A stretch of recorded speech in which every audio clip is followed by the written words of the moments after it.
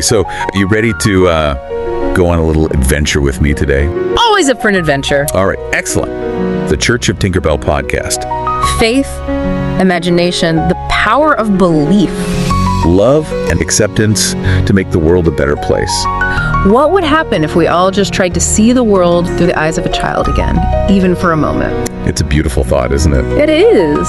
The Church of Tinkerbell. The Church of Tinkerbell. All right, I'm intrigued. You know those days, right? Where you're just sprinting through life, maybe feeling like your to-do list is, well, actively plotting against you. Oh, definitely. I had one just yesterday trying to wrestle a flat-pack bookshelf into existence. Yeah. It felt almost like a cosmic joke. Been there. We're all guilty of it, though, I think, myself included. We kind of navigate our worlds, often with our eyes fixed firmly on the next task, the next goal. Yeah, tunnel vision. And we miss the little bits of magic scattered right there, under our noses. Yeah. Well, today we're diving into something really special, something that aims to maybe transform that perspective. That's intriguing. We're exploring a piece called A Litany of Wonder. It's from a fascinating corner of the internet, a website called The Church of Tinkerbell. Okay. And just to give you a feel for their vibe, their tagline is radical kindness, whimsy, glitter love, laugh, question. I like that. Whimsy and glitter, yeah. Yeah, how perfectly intriguing is that? So our mission in this deep dive is really to unpack how we can pause, how we can really pay attention, and maybe discover what the source calls the sacred hidden in plain sight. Hidden right there in our daily lives. Exactly, woven into the fabric of it all. So, okay, if we're all sort of guilty of this rushing around, how exactly does this litany invite us to rethink our daily experience? Well, what's truly fascinating here is how a litany of wonder presents itself. It's explicitly stated right up front that it's not a sermon. Right, not preachy. No, not an academic essay either, which maybe you'd expect. It calls itself a spell, a meditation, a blessing, a reminder. A spell. That's interesting. It is, isn't it? It's signal. This isn't about like intellectual debate or trying to convince you of some grand philosophy. More experiential. Exactly. It's an invitation to a different way of experiencing the world. A kind of practical application of wonder. It's asking us to practice what it calls sacred play. Sacred play. And crucially, not by escaping reality, wishing for something else. Which is tempting sometimes. Oh, absolutely. But instead, by actively falling in love with it more deeply, with reality itself. Falling in love with reality. Yes. So this deep dive hopefully will guide you, the listener, to look at your own world, your own everyday life through a completely new, maybe more appreciative lens. And that's exactly where we need to kick off, I think, challenging our assumptions about where wonder actually lives. Right, because we tend to think big. Totally. We often save wonder for, like, the Grand Canyon or maybe huge life achievements. But this source beautifully articulates that wonder isn't some rare, far-off thing. No, it's right here. It's scattered through our ordinary days. That's the phrase they use. It encourages us to shift from what might sometimes feel like litany of sorrow. All the worries, the regrets. Exactly. Shift from that to a litany of wonder, actively seeking out the small delights that are already present. Okay, so give us some examples from the litany itself. Oh, they're lovely. Consider this. Blessed be the steam that curls from a morning cup. Simple. I can picture that. Right.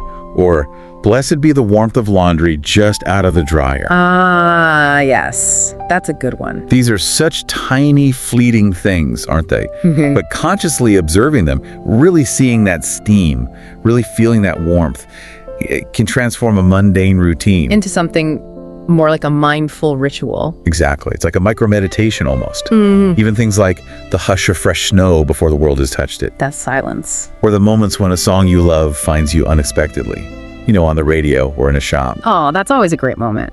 What's truly profound here, I think, beyond just the nice language, is the reframing. It's not just about appreciating small things. It's recognizing that our sense of meaning, our joy, it's constructed from these moments. Rather than waiting for the Big Bang events. Precisely. It suggests these small wonders are the architecture of meaning.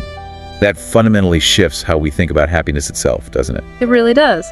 And that's exactly it. If we connect this to the bigger picture, these seemingly small moments, they're incredibly powerful because they act as anchors. Anchors, okay. They anchor us to the moment, to ourselves, to each other.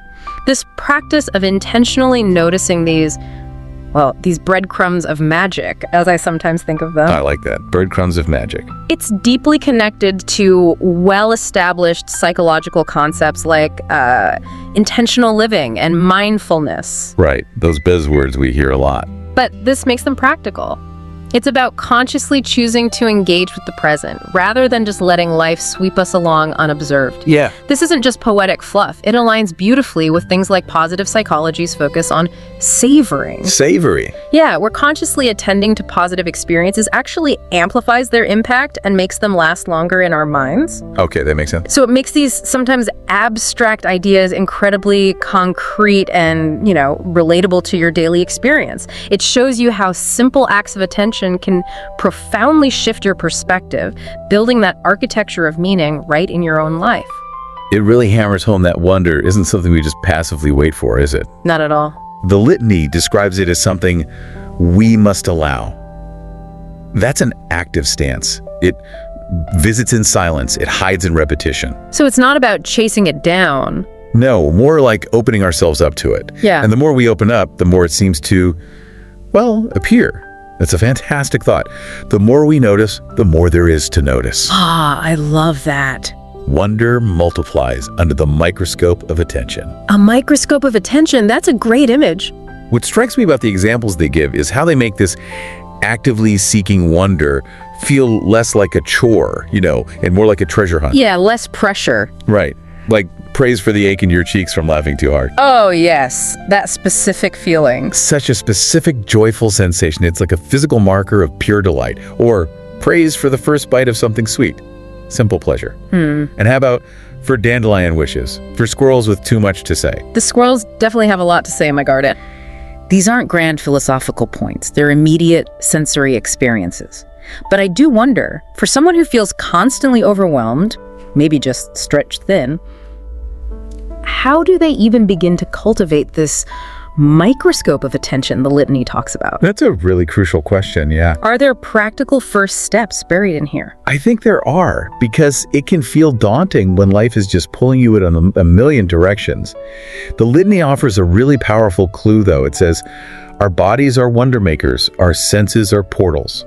Okay, bodies and senses. It shifts our focus from like an abstract mental exercise, which can feel hard. Yeah, another thing to do. Exactly.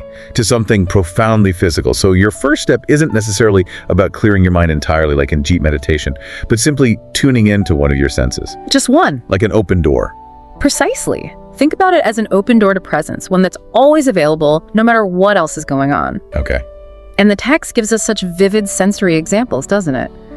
Glory to the breeze that finds you on a hot day. Oh, that relief. That cool whisper on your skin, the immediate relief boom, that's a moment of wonder right there. Or glory to the softness of moss under bare feet. Not sure I've done that recently. Well, maybe not moss, but how often do we truly feel the texture of the ground we walk on, even through our shoes? Good point. Even something as common as glory to the rain that taps on windows like an old friend, and that specific, beautiful word for the scent of earth after rain. Petrichor. Petrichor, exactly. Ancient and sacred, it calls it. By just tuning in to these sensory hits, we're reminded of a fundamental truth. We are not separate from this world. Right. We are stitched into it, thread by sensory thread. Our physical experience isn't just functional, it's this constant, rich connection to everything around us. Thread by sensory thread. And it's this very connection, this sensory portal, that then starts to profoundly reshape how we view our very own body. Okay, because it completely dismantles the idea of anything being just anything. Right? Yeah, exactly. No more just. The litany challenges us, to banish phrases like, no, just a Tuesday. No, just a sandwich. No, just getting through the day. We say that all the time, just getting through. We do. It's about recognizing that actually every moment is saturated with the potential for joy if we choose to see it. If we choose, that's the key. That reframes the mundane into something potentially extraordinary simply by adjusting our perception. It's not just seeing individual moments, it's understanding that this mindset fundamentally shifts our relationship with the entirety of our day. Turning a just into maybe a sacred opportunity. Yes, a sacred opportunity. And the examples are, frankly, so charming and relatable. Thanks for library shelves and dog-eared pages. Oh, lovely. Or fireflies and flashlight tag. These evoke such warmth, don't they? Memories maybe of childhood or just quiet contentment. Definitely. For the way a cat blinks slowly at someone it trusts. The slow blink, a high honor. It really is that tiny gesture of deep, quiet connection, and this one. For sidewalks with chalk-scrawled galaxies and children who believe they can fly. Beautiful, captures that innocence. It perfectly captures the essence of that sacred play idea, which the Source defines as bringing reverence into the ordinary, finding joy even in life's quirks and imperfections.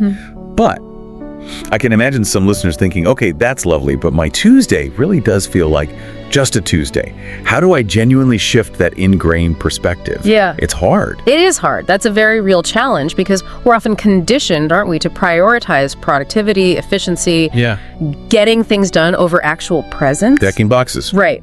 But this actually leads us to a really powerful reflection in the litany about our relationship with our own physical selves.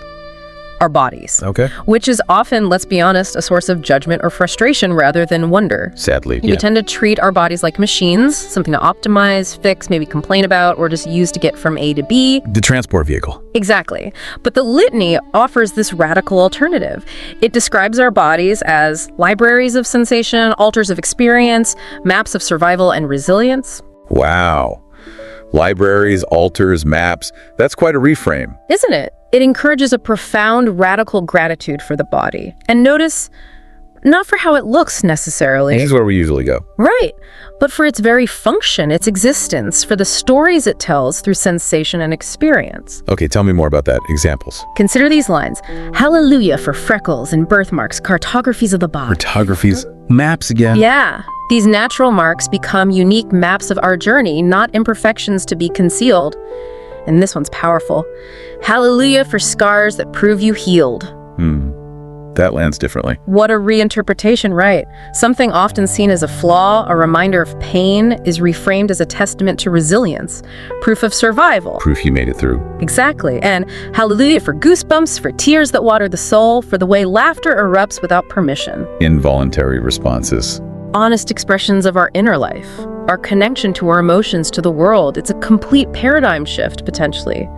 What if we blessed our bodies not for appearance, but for all the ways it lets us be alive? For what they do, not just how they look. Precisely. It's a practice that can really ground you in your own being, maybe making those just Tuesdays feel a little less just when you're experiencing them through this appreciated body. I find that incredibly liberating, actually. This idea of holiness in the unfinished, too. It feels especially potent today in a world obsessed with curated perfection. The Instagram effect. Totally. It challenges us to look past the filter, doesn't it? And embrace what's actually real. The litany reminds us that we don't need perfection to find beauty. What do we need, though? It says we need truth, we need presence, we need permission to be human. Permission to be human, that's big. It really is. It urges us to find holiness in the unfinished and, I love this, beauty in the clutter. Beauty in the clutter, music to my ears. The examples here are just so relatable and comforting, I think. All honor to the messes we make while learning. Yes. Anyone who's tried a new skill knows that mess. Oh yeah. Or to the mismatched socks that still do the job. Function over form. It's about functionality, humor, realism over rigid perfection. And to the dishes that mean a meal was shared. Evidence of connection. Exactly. These aren't failures or signs of disarray. They're evidence of life actually happening, of connection, of nourishment. Even to the dust dancing in sunlight. Which we usually just want to wipe away. Right. Or to the spider weaving with exquisite patience in the corner, elevated to moments of wonder. It's about finding the sacred, not just in pristine, perfect spaces, but in the vibrant, sometimes chaotic truth of daily existence. And that acceptance of imperfection, that finding beauty in the clutter, it beautifully segues into the profound wonder of human connection itself. Yeah. Which is often at the very heart of our mess and our joy. Right? Yes. The source highlights how powerful even tiny interactions can be. It states, "A single moment of kindness can restore our faith in the whole world." Wow. That's a bold claim, but it feels true sometimes. It does, doesn't it? It's an acknowledgement that these moments matter. They ripple. We're talking about really simple things like rejoice in the kind stranger who lets you go first in line. That's small nod. Just a simple act that acknowledges your humanity. Or rejoice in the friend who answers on the second ring. Meaning they're there, they picked up right away. Signifying that immediate presence, that care. It matters. It really does. And then there are those quiet moments, the ones that say, you are here, you are breathing, and that is enough. That's powerful. Yeah. Just enough. It's a simple yet incredibly profound affirmation of our existence, our place, a deep well of self-acceptance maybe. Yeah. And the litany kind of culminates this whole section with a truly profound statement. In the end, love is the deepest form of wonder. Love is wonder. And the most renewable. It feels like it encapsulates everything this practice aims to achieve: a deeper connection to ourselves, certainly, but also to our world, and crucially, to each other. A continuous cycle of discovery and gratitude. So what this all means really is that a litany of wonder isn't just a list of lovely thoughts to read once. No, it's more active than that. It's truly a way of seeing, a way of being. It's described as a practice to return to when the world feels gray and heavy, like a tool almost. A tool for resilience, maybe? And joy? Exactly. A tool for resilience and joy. It encourages us, really implores us not to overlook the sacred in the crumbs, the cathedral in the canopy, the miracle of a held hand. Beautiful phrasing. It's an invitation, ultimately, to make a religion out of paying attention. A religion of attention. And to build an altar from all we usually overlook. By consciously engaging in this practice, by noticing and blessing the small, ordinary things, the Source promises that we become wondrous ourselves. We become wondrous. That's a lovely closing thought from the Source. It really is. And so, after hearing all of this, maybe for you, our listener, we just invite you to pause for a moment and consider, what might your own litany look like?